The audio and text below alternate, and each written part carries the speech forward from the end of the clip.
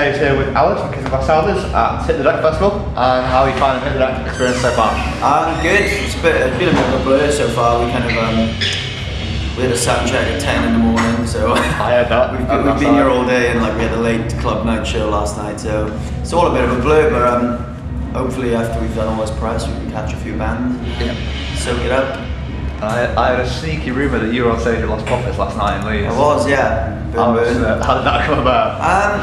Well, we wanted to kind of go see them, and it turned out that they were playing an early show, which kind of worked out with us being in Sheffield. So we drove down, and then Ian kind of just dragged me on stage. And yeah, can't complain, singing Burn Burn with Britain's finest. Yeah, arguably Wales's finest. I'm sure the rest of you might have something to say about that.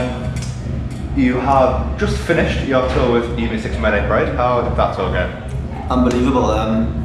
Yeah, it's one of the most fun tours I've been a part of in the UK. It's just one of those kind of weird tours where everyone really gets on really well from the off. There's no kind of awkwardness or anything, or you don't decide to talk for the first time on the last day. It was just loads of awesome people having a good time, and the crowds were awesome for us. The last for better, really. It's a fantastic bill of 3 bands. How on earth did it come about that the 3 of you played on one show? Josh, he's a bit of a mastermind. The band called the Skint opened it as well. We were an incredible kind of dubby reggae band. A lot of music for your money.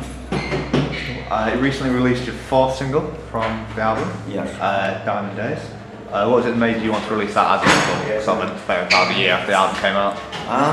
I don't know, it was kind of the song we always wanted to do kind of in the first place, but we got talked out of it by kind of a label or something. And yeah, it was just one of the songs we are always quite fond of, and it's a song we enjoy playing live. And I don't know, it just came about that the record label wanted to do another single, and we were like, well, can we do this finally? And then it happened.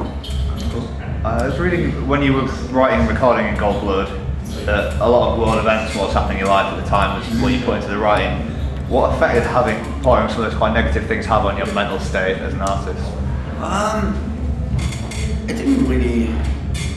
It just kind of puts things into perspective, I guess, a bit more, rather than, you obviously, it's a bit distressing to kind of watch, but it didn't really make me feel down as such. It just kind of made me more aware that maybe some of the more trivial things that some people might sing about are just that, they don't really matter. So I guess it gave a bit of a bigger picture perspective to the whole writing process, rather than keeping it quite small town, which I guess some of our past records were always concerned themselves with, I guess, less significant kind of topics, I guess.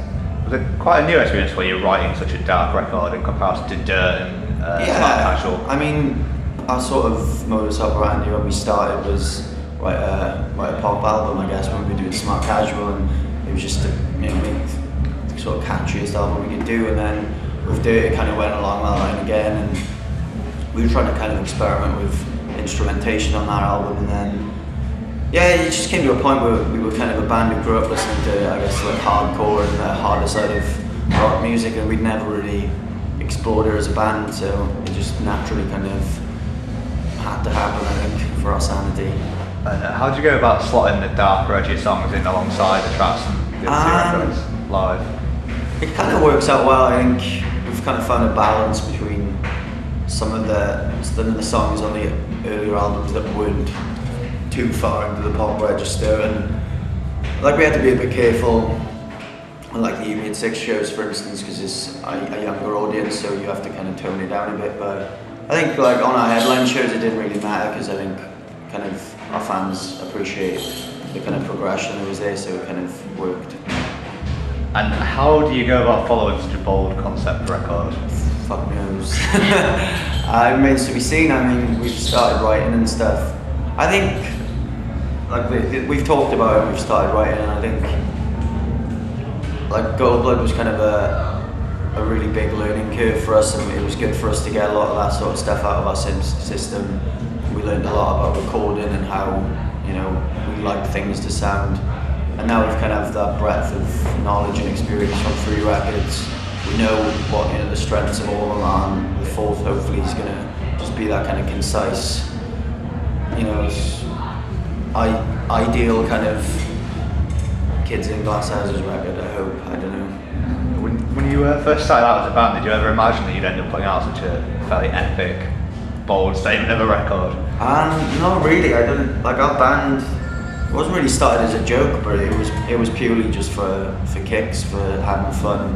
And when we recorded the EP, we had absolutely sort of no illusions of being like a band that toured or did it for a living, I guess. And it kind of all kind of snowballed in front of us. And yeah, it's kind of hard to picture yourself doing some grand concept record in those days, but it happened. Having talked to Ian in the past, he said that the band was kind of just a way of escaping from the area of Wales where you were. Do you get much time to go back there nowadays, or is it? I live there. Like all of us still live, if not in our hometowns, then 15 miles from what has been our hometown. So we're all still there, and we spend all of our time there, I guess, when we're at home. And yeah, I mean, I kind of, some of the band would like never leave.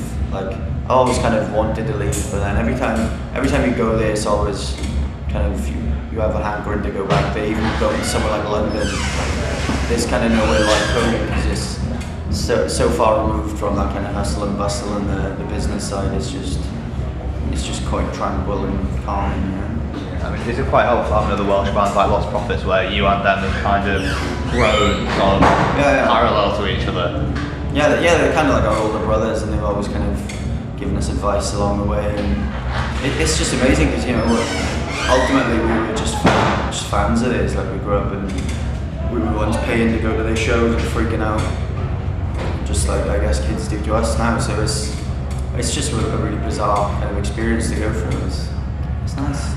How do you feel about being the top headline act of the Deck 2012? It's obviously a massive honour. We've never headlined a festival before, so I came last year as well, and I was just like, this is something I'd love to do, and to get the offer through the headliner. I mean, there's so many like awesome bands, and like Death of Anna, Atlantis, like Straight Lines, Young Guns. These are all like bands we admire, and it's it is a massive honour to kind of seal the deal. It's nice.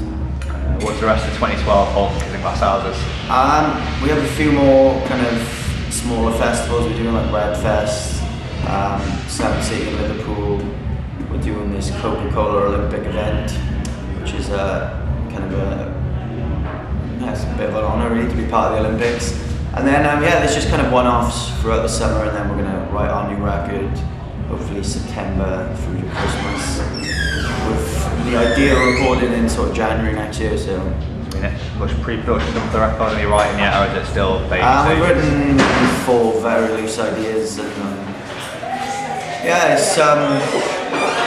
sounds literally like the first record mixed with the last record. Really, it's kind of got that punky spirit back a bit. It's quite snappy, but there's no vocals or anything on it yet. So lastly, what did Alan do to save Latin? I've seen that's your Twitter handle.